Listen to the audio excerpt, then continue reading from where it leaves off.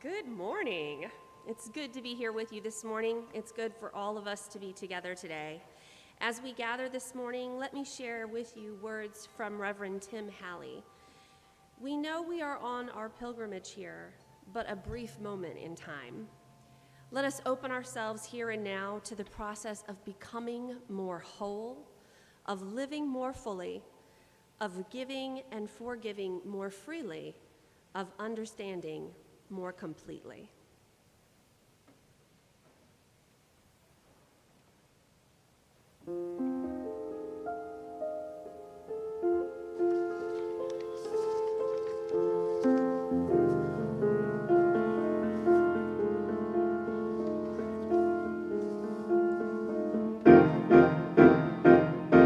It might seem crazy what I'm about to say. Sunshine, she's here, you can take a break. I'm a hot air balloon that could go to space. With the air like I don't care, baby, by the way. Because I'm clap along if you feel like a room without a roof. Clap along if you feel like happiness is the truth. Because I'm clap along if you know what happiness means to you. Because I'm clap along if you feel like that's what you wanna do. Bring me down and this and that. Can't hold me down, now don't hold back. No offense to you, but I'll be just fine. We'll keep on singing song and sign. Because I'm happy, clap along if you feel like a room without a roof. Because I'm clap along if you feel like happiness is the truth. Because I'm clap along if you know what happiness means to you. Because I'm clap along if you feel like that's what you wanna do.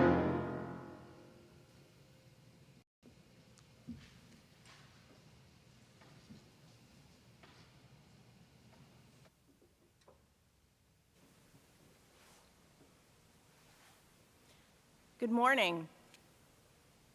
The flaming chalice is the symbol of the Unitarian Universalist tradition, the liberal religious tradition to which this congregation belongs. If you have a chalice at home, go ahead and light it with me at this time.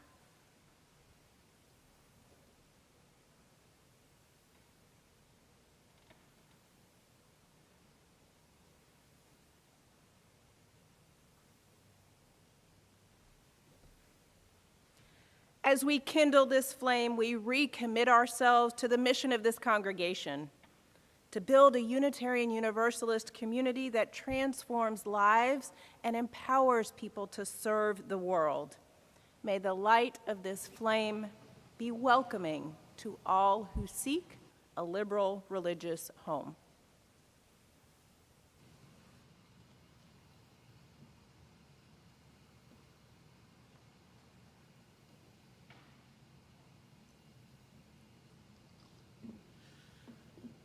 Please join us now in singing hymn 354, We Laugh, We Cry.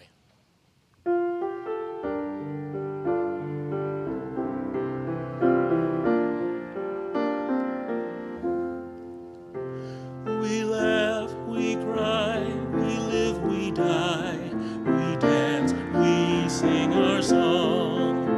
We need to feel there's something here to which we can belong. We need to feel the freedom just to have some time alone. But most of all, we need close friends we can call our very own. And we believe in life and in the strength of our love. And we have found our need to be together. We have our hearts to give. We have our thoughts to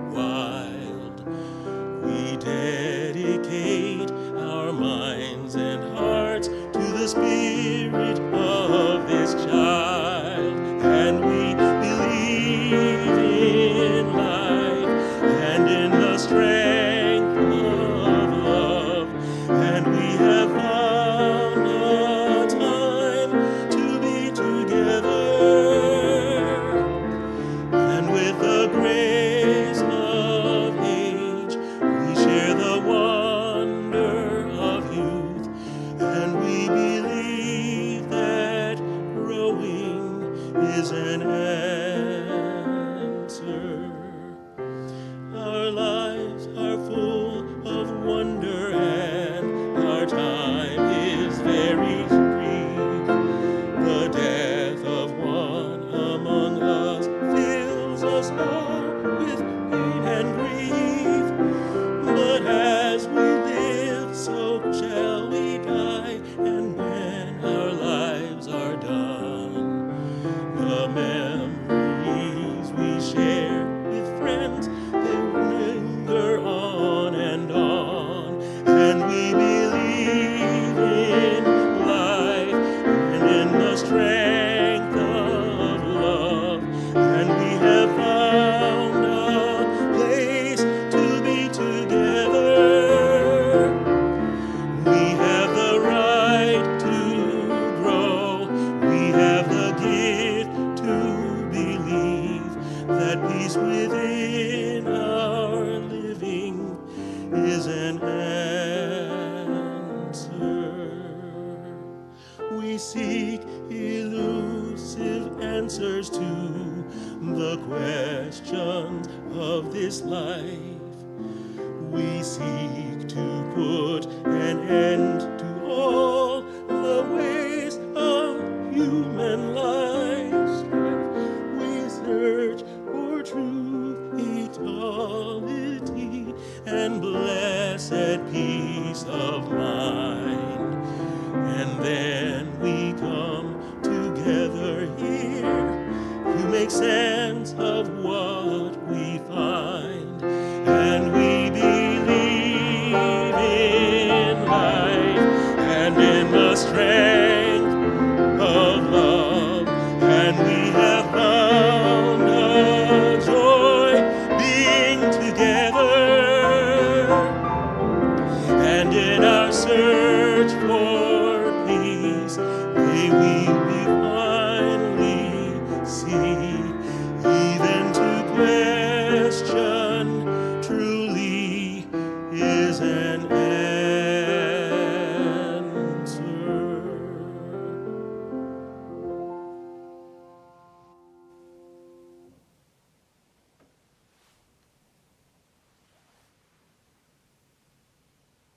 Good morning. I'm Wendy Gates Corbett, a member of this congregation. Whether you're watching us at home or listening to us in the parking lot or out on a trail somewhere, I'm glad you're here.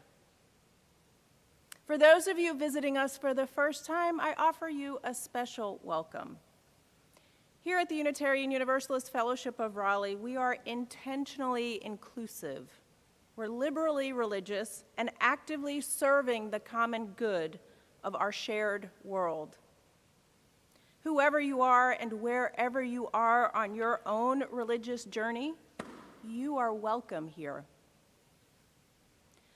As Unitarian Universalists, we seek wisdom and inspiration from many sources, but we affirm that our own individual experience and conscience are the best authorities for our belief.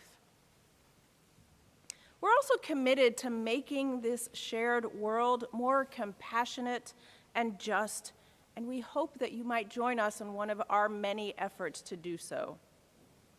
If you're new to us, I invite you to fill out our visitor form at uufr.org/visitor form. If you do this, you'll start receiving our weekly newsletter, The Chalice. I'd like to invite everyone to read through this week's Chalice to find out about everything happening here at UUFR. If you'd like to see an order of service for this morning's service, you can do so at uufr.org/order of service. Periodically, we do lay-led services here at UUFR. Today is a lay-led service. This lay-led service has been in the works for several months. Our worship theme today is a people of becoming. It's one of the themes from our Soul Matters Network for Chalice Circles and Family Ministry. Our featured speakers today are Ann Hayes, Leora Engel Smith, and Marilyn Clayton. I'd like to invite you to join us for social hour in one of our Zoom rooms following the service. There are instructions on how to join us on our website. Now, while we can't greet each other in person yet today, I'd like to invite you to greet each other using the chat function on your screen.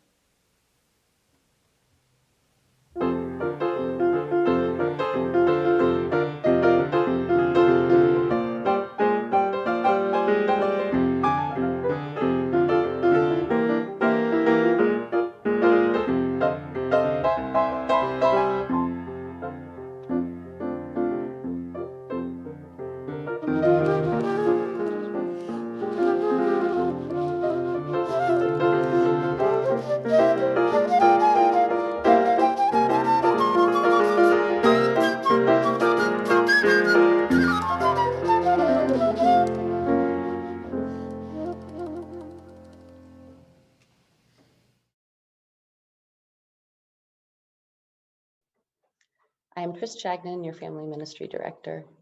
Today's service is all about our Soul Matters theme of the month, Becoming. I'd like to tell you a story called Becoming Real, which is from the book The Velveteen Rabbit by Marjorie Williams. The skin horse had lived longer in the nursery than any of the others. He was so old that his brown coat was bald in patches and showed the seams underneath, and most of the hairs in his tail had been pulled out to string bead necklaces. He was wise, for he had seen a long succession of mechanical toys arrive to boast and swagger, and by the by, break their mainsprings and pass away. And he knew they were only toys and would never turn into anything else. For nursery magic is a very strange and wonderful thing. And only those playthings that are old and wise and experienced, like the skin horse, understand all about it. What is real? Asked the rabbit one day when they were lying side by side near the nursery fender before Nana came to tidy the room. Does it mean having things that buzz inside you and a stick-out handle? Real isn't how you were made, said the skin horse. It's a thing that happens to you when a child loves you for a long time, not just to play with, but really loves you. Then you become real. Does it hurt? Asked Rabbit. Sometimes, said the skin horse, for he was always truthful. When you are real, you don't mind being hurt. Does it happen all at once, like being wound up, the rabbit asked, or bit by bit? It doesn't happen all at once, said the skin horse. You become. It takes a long time. That's why it doesn't often happen to people who break easily, or have sharp edges, or have to be carefully kept. Generally, by the time you are real, most of your hair has been loved off and your eyes drop out and you get loose in the joints and are very shabby. But these things don't matter at all because once you are real, you can't be ugly, except to people who don't understand. I suppose you are real, said the rabbit, and then he wished he had not said it, for he thought the skin horse might be sensitive. But the skin horse only smiled. The boy's uncle made me real, he said. That was a great many years ago. But once you are real, you can't become unreal again. It lasts for always. I am sending all of you so much love.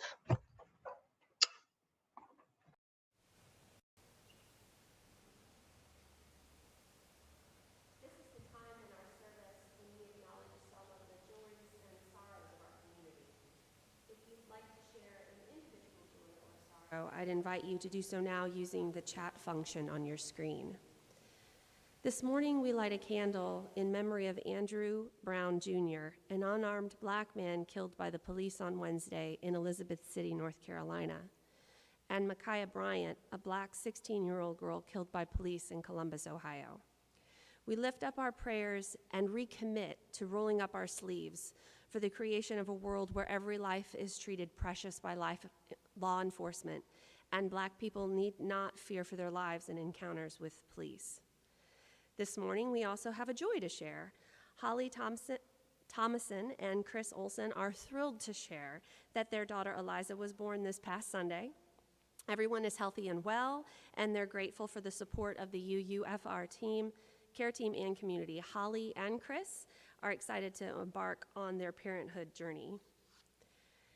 As we reflect on all of these shared joys and sorrows, as well as the joys, sorrows, fears, and hopes in our own lives, let's be together now for a time of stillness and silence, opening ourselves to Spirit within us, between us, and amidst us, called by many names, but known to every human heart, that leads us toward a fuller experience of life. After the silence, we'll be singing hymn 1009, Meditation on Breathing, but for now, let us be together in stillness and silence.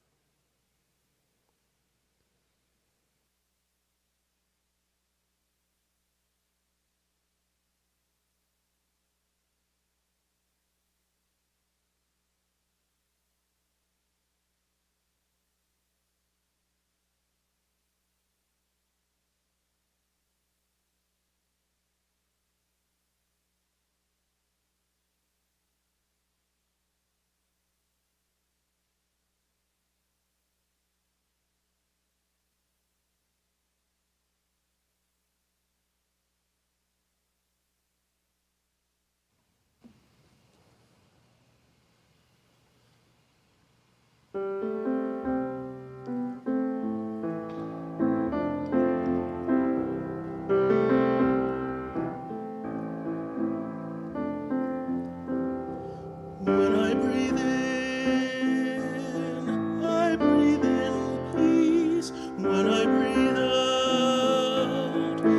breathe out love. When I breathe in peace. When I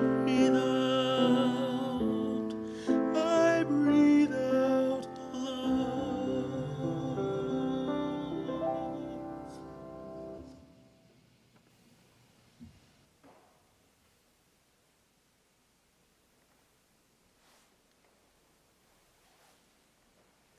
Everything we do here at UUFR is only possible because of the generous financial support so many of you provide. We try to make being generous as convenient and easy as possible. I invite you to see the instructions that will appear on your screen during this morning's offering. It is now time to receive that offering. Please be generous.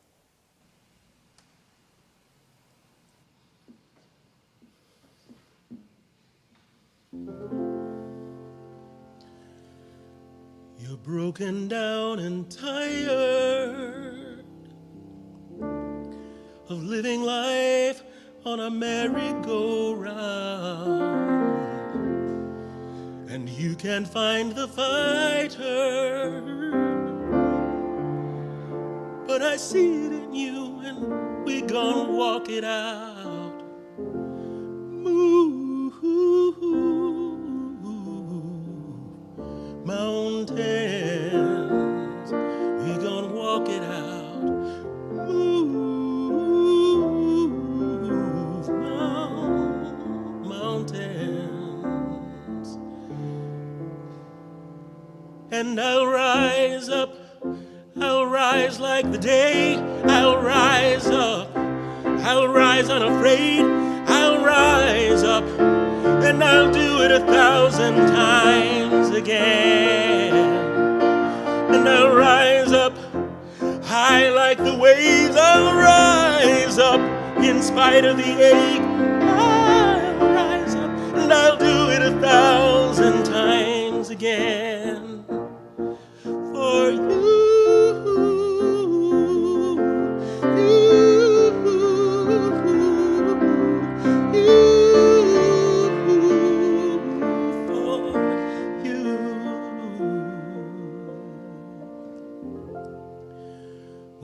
silence isn't quiet, and it feels like it's getting hard to breathe.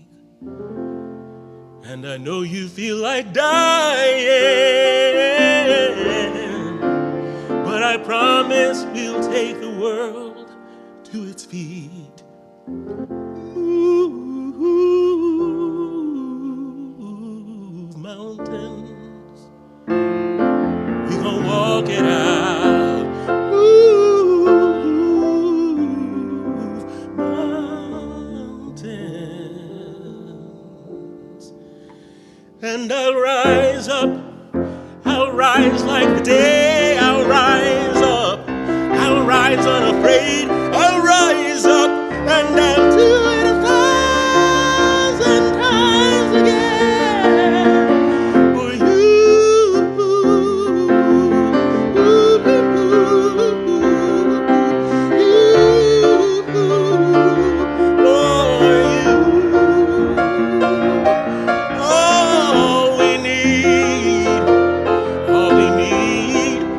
All we need is hope, and for that we have each other.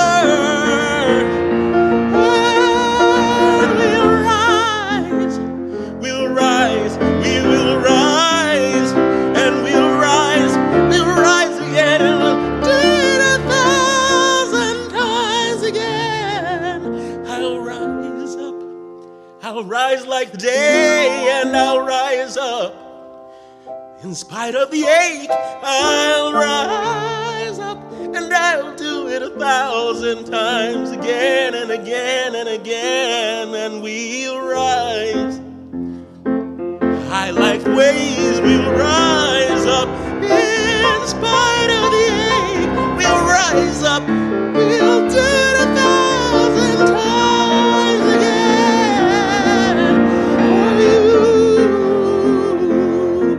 for you.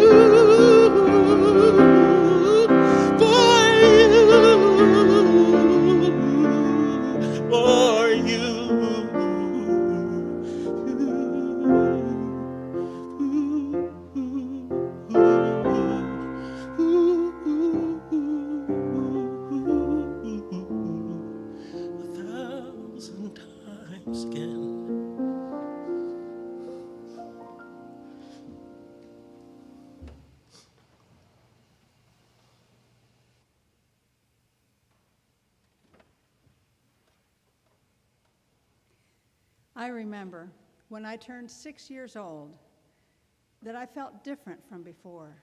I felt like I had arrived, that I comprehended the world much more clearly now. That was probably my first conscious recognition of the feeling of becoming. Little did I know then that becoming is something that would happen to me again and again. As a child, I played teacher for years. My bedroom housed a community of stuffed animals and dolls who were my students. When I was a little older, I did the same with younger children in the neighborhood.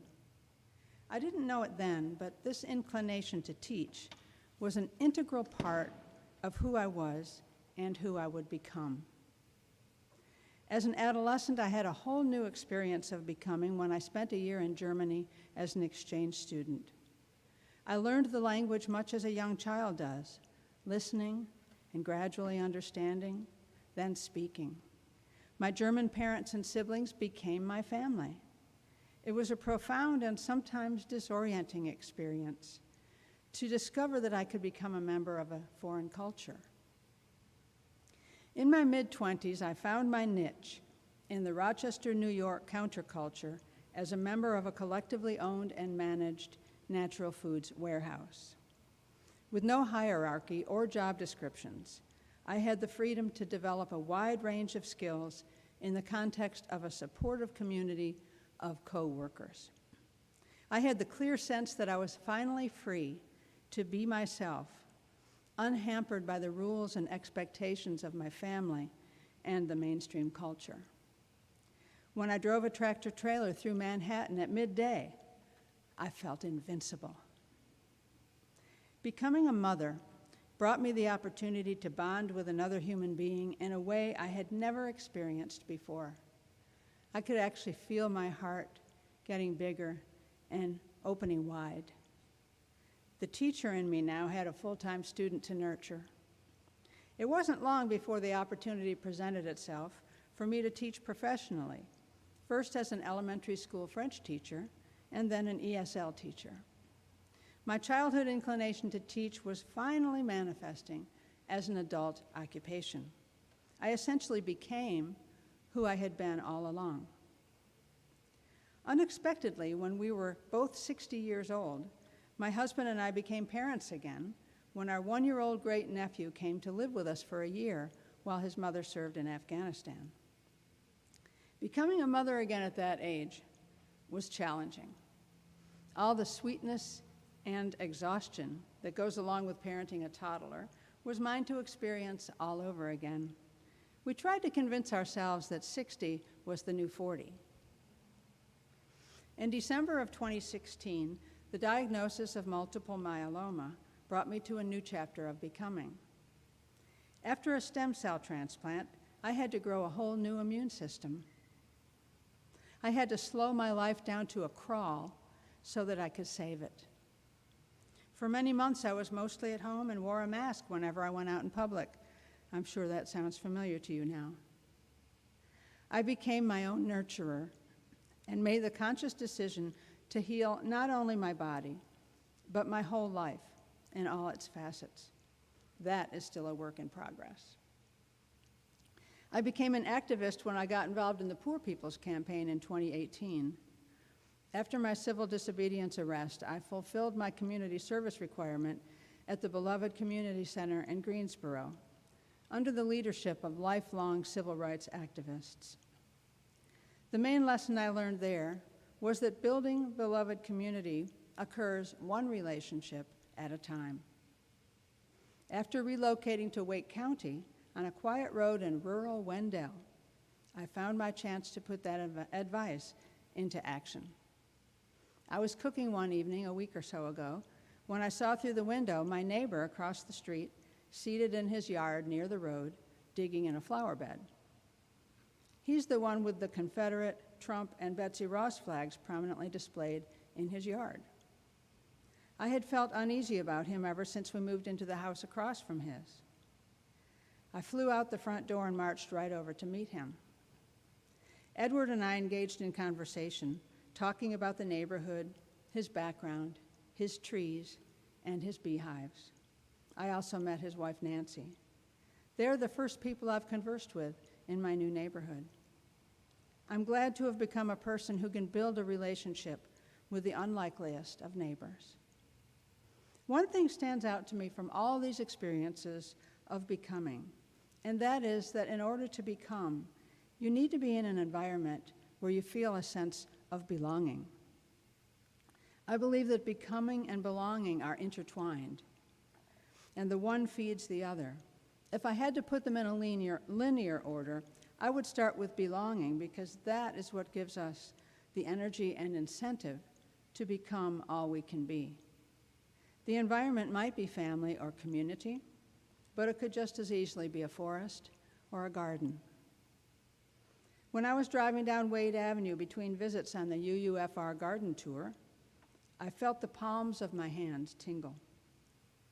In my mind's eye, I could picture myself growing tiny roots to ground me in this new place, this new congregation. I could feel the energy because of having just pulled up deep roots in a different community and congregation. I could feel the energy that has built up and is ready to grow here, much like plants that you remove from plastic cups and set into the soil to grow. As a child, I thought that growing up ended when a person became an adult, that they were finished then. Looking back over my life now, I'm grateful and sometimes frustrated that the process of becoming never ends. But mostly I'm grateful because each stage has helped prepare me for the next. And each new challenge invites me to grow more and more into who I truly am and might still become. Thank you.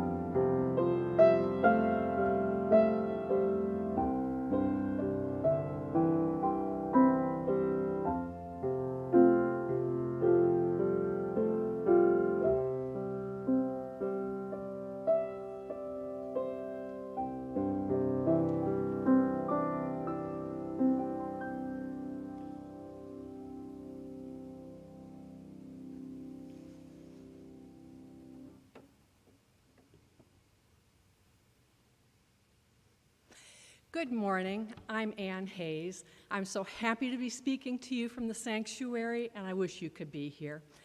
I've chosen to speak about the frustratingly forever nature of becoming a full-fledged adult, something that Marilyn has touched on.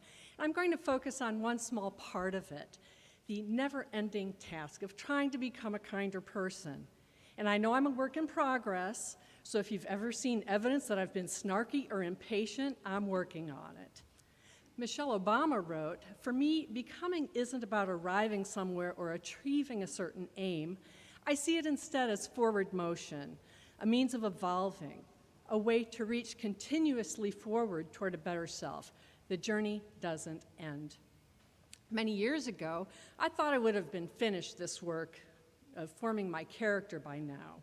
Until my early 30s, I had the illusion that adults have a predetermined arc for developing character, and that the arc comes to a natural end, most likely before the age of 50.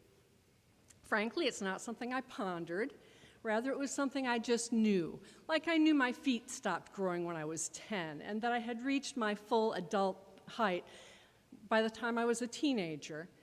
So I expected that by the time I reached my middle years, I'd be firmly and permanently identified as perhaps the kindly, motherly, grandmotherly type with cookies baking in the oven, or the cranky neighbor who snarls at children, or a brainy, career-driven nerd. But in my 30s, it came to my attention that some people 20 years or more older than me had not followed the arc I anticipated. They lacked the confidence I expected them to have about who they were and how they wanted to engage the world. That insight was a gift, though not one I've always been happy to receive. It would be so much easier just to be done. But I realized I never have to say I am complete. Take it or leave it. Becoming, in the sense of developing character, is a task that we have the option to work at until our last breath. And I think because we can, I should. Kindness or lack of kindness is the outward face of character, and for me, it's the component that requires the most work and the most vigilance. The part I've been working on most in recent years is to treat people respectfully in personal interactions. I used to be pretty complacent about this, assuming that if I didn't go out of my way to insult somebody, I was doing pretty well. But it's not that easy. And I know that assumption led to harming others in some instances. I've learned that in order to treat people respectfully, I need to open myself to learning about their experiences, and I need to seek out educational resources. In other words, I've realized that when it comes to kindness, it's not enough to have a warm feeling in my heart, and it's not enough to apply the golden rule and assume of treating others how I assume they want to be treated in their circumstances, especially when so many people have had so many circumstances that are entirely foreign to me. Participating in UUFR's Living the Pledge to End Racism workshop was an extraordinary learning experience. Reading books and attending other programs also has broadened my perspective in many directions. Another UU program that stands out in my mind was a common read from a few years ago of the book Becoming Nicole that described a young woman's experiences in growing up trans. Through this kind of learning experience, I've gained some insight into what it feels like to be subject of a daily sprinkling or barrage of microaggressions, something that's outside my personal experience as a white, straight, cisgender person. I've learned that if you're incarcerated, hearing someone casually use words like inmate or prisoner can be very painful. So it's kinder to refer to people, if you have to as a group, to people in that population as persons who are incarcerated. I've learned how someone with a different background might feel inhibited from advocating for themselves assertively in situations where I wouldn't think twice about it. But I need to remind myself that being aware of general principles is not a substitute for engaging fully and listening to individuals I'm with. Education is a tool that needs to be utilized carefully. I'm aware that I've got some know-it-all tendencies, and I can form opinions of how someone might feel or even how they should feel and impose that on them rather than trying to determine how they actually feel.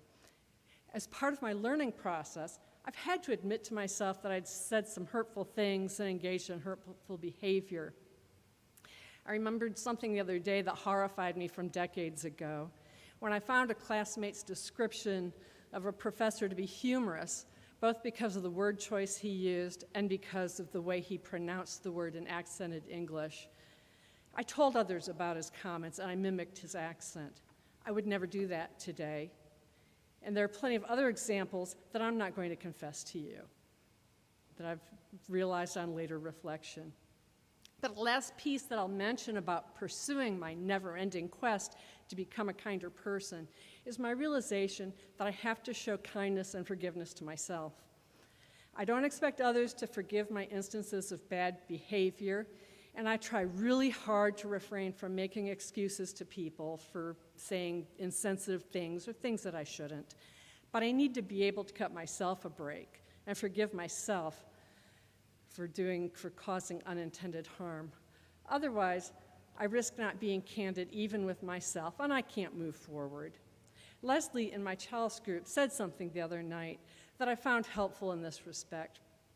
When I look backwards and I recall behaviors that horrify me, I tend to take some little comfort in the fact, as Leslie said, that I've become something that I wasn't. And so the becoming continues. Thank you very much.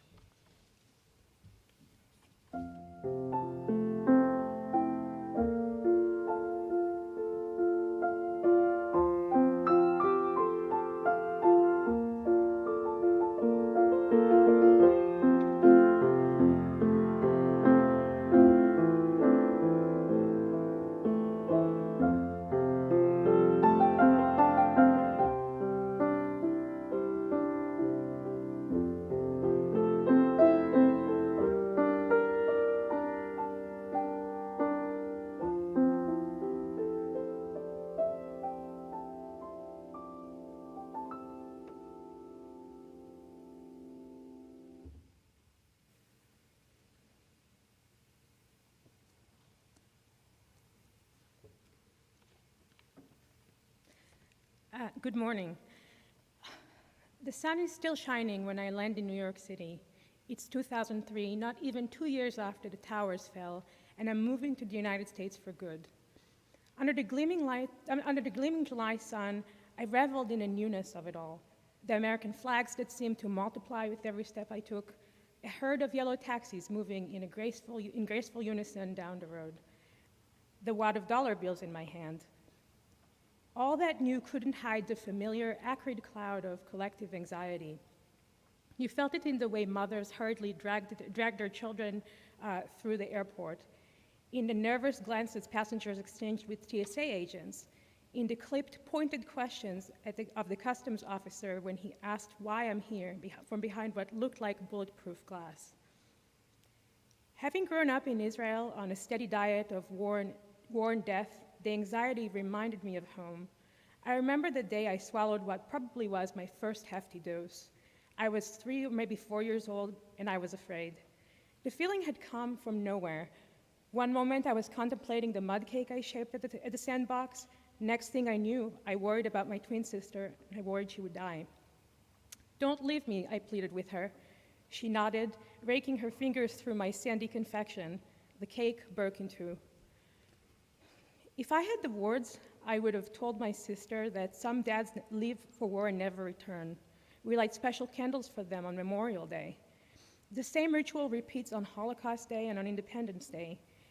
Then there are memorials for those who die in suicide bomber attacks or random stabbings or kidnaps. The world, I knew even back then, is full of tragedies that none of us can control. By the time I reached my teenage years, however, I had plenty of words to describe every shade of fear. I just didn't think I'd need them in my new American life. Somewhere on the 9 hours and 45 minute plane ride across the Atlantic, I decided I was to become someone else, someone carefree and American. I didn't exactly know what it meant yet, but I figured that crushing anxiety wasn't part of that new identity. I got to work on the new identity as soon as my jet-lagged brain allowed. It didn't take long to smooth the rough edges of my Israeli accent. Maintaining that sing-song fluency I attained meant that I had to forget my native Hebrew completely, I decided. And I needed to act as American as I could. Only then could I be happy. It was American, I decided, to smile even if I felt sad. I powered that endless grin with massive doses of peanut butter and once with a greasy cheeseburger that just wouldn't stay down. When neighbors, family members, and friends for dinner, I pushed the pasta or pork chops around my plate and tried to make comments about the weather, even when people asked me where on a map Israel was or whether I rode a camel to school. I was in my mid-20s when I realized that I succeeded in whitewashing myself. I rarely spoke Hebrew, and even when I did, it was with a broken American accent. I dreamed in English.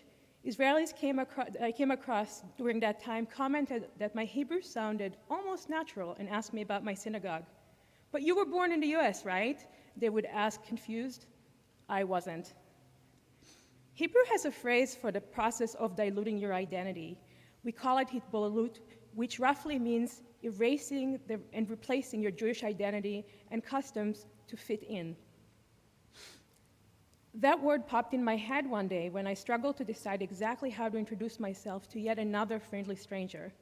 Should I say that I was born in Philadelphia, as I do when I want to fit in, or should I tell the truth? How I answered that question in that moment didn't matter. What mattered was the aha moment that came after. I was so desperate to erase my Jewish identity that I did what thousands of American Jews have done before me. I blended in.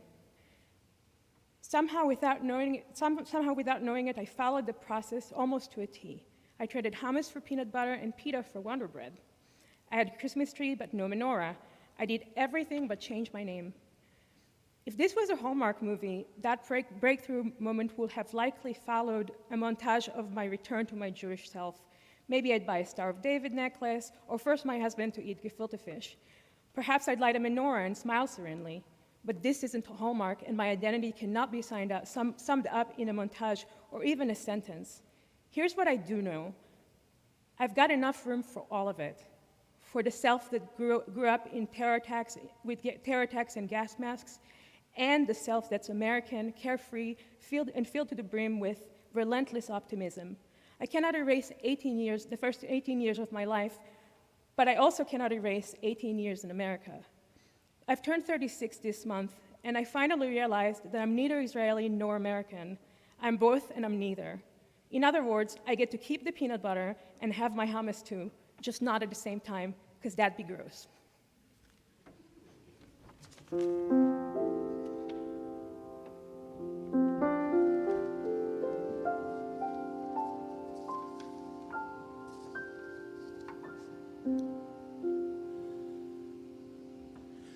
Please join us in singing hymn 108, My Life Flows on Endless Song.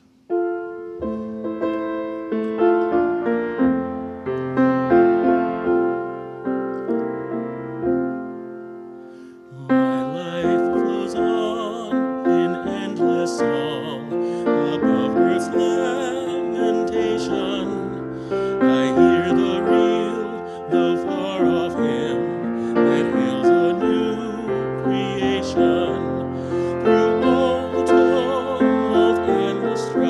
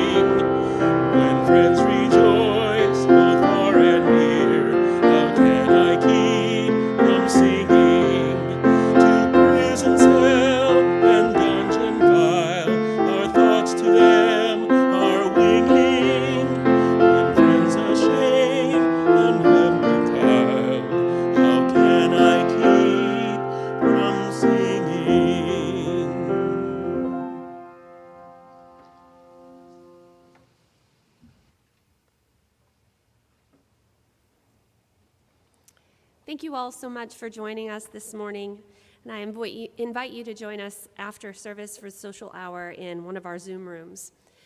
For now, as we end this time of worship together, may we do so with ever more love for one another, with ever more gratitude for this precious gift of life we share this very day, with ever more peace in our hearts, and with ever more hope for our own lives and this world we share. Amen.